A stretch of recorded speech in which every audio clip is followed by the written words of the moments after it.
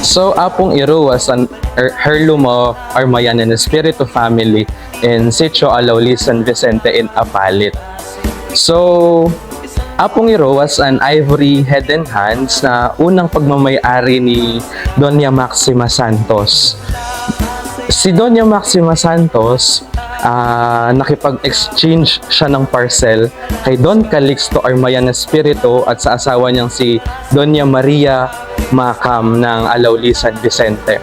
Yung bahay nila, ang unang bahay ni Apong Iro was the now fermentation in Alauli, San Vicente. So, nung namaya pa si Don Calixto, ipinasa niya sa kanyang anak na si Don Pedro Armayan Espiritu na siya ang unang Hermano Mayor ng mga panahon na yon. So, dahil ang pangalan niya ay Pedro, si Don Pedro, so ang ginawa niya, siya ang nagpaumpisa ng libad dito sa Apalit. So, noong unang libad na yon, kokonti pa lamang ang mga kasama, tsaka at the same time malakas ang suporta ng mga fishermen tsaka ng mga farmers ng Apalit dahil malawak ang lupain dito sa Apalit. Ngayon, nagkaisa sila at nilibad nila si Apong Iro, palibot sila doon sa kanyang unang pagoda. So, yung unang libad na yon hanggang ngayon nagtuloy-tuloy hanggang sa naging adopted patronal image na ang private image ni Apong Iro. At proud tayong Apaliteños kasi kapag sinabi mo ang Apalit, ang una mong maaalala si Apong Iro.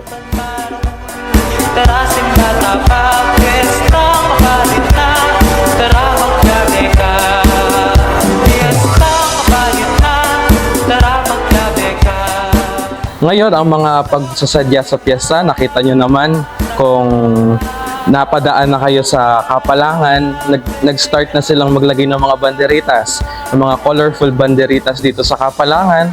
Tsaka yung damit ni Apong Iro, malapit nang matapos niyan. And then sa June 19, mag-uumpisa na ang novena ni Apong Iro.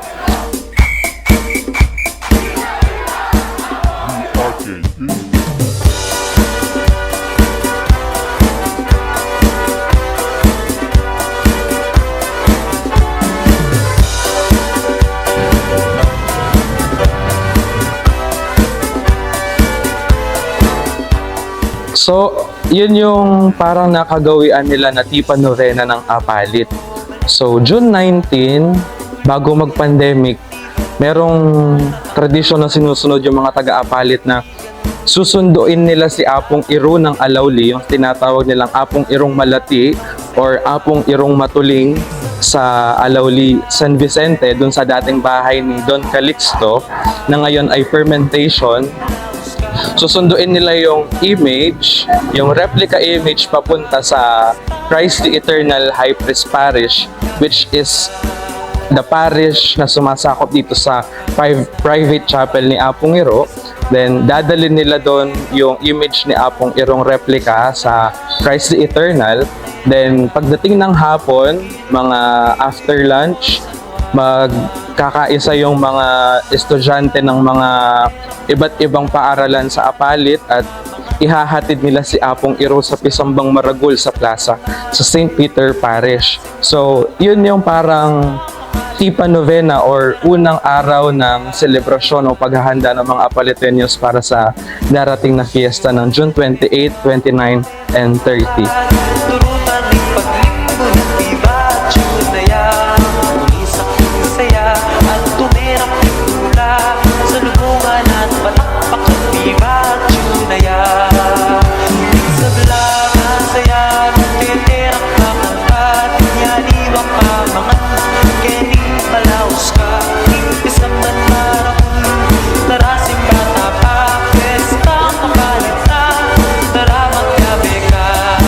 So, idinaos ang fiesta ni Apong Iro ng pandemic.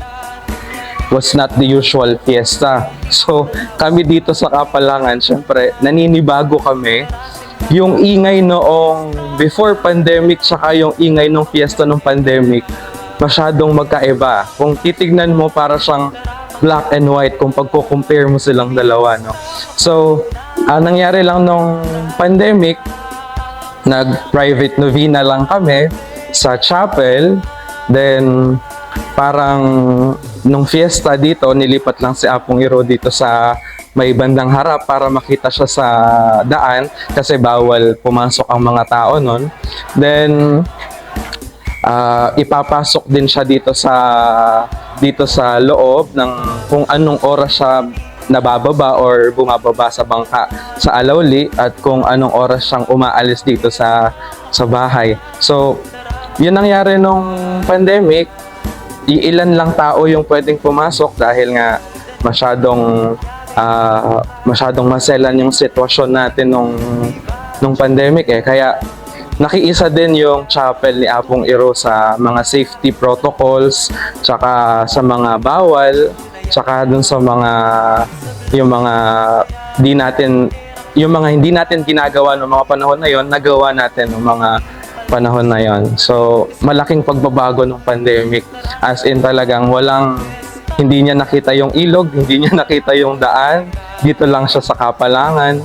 Dito lang din siya sa bahay niya.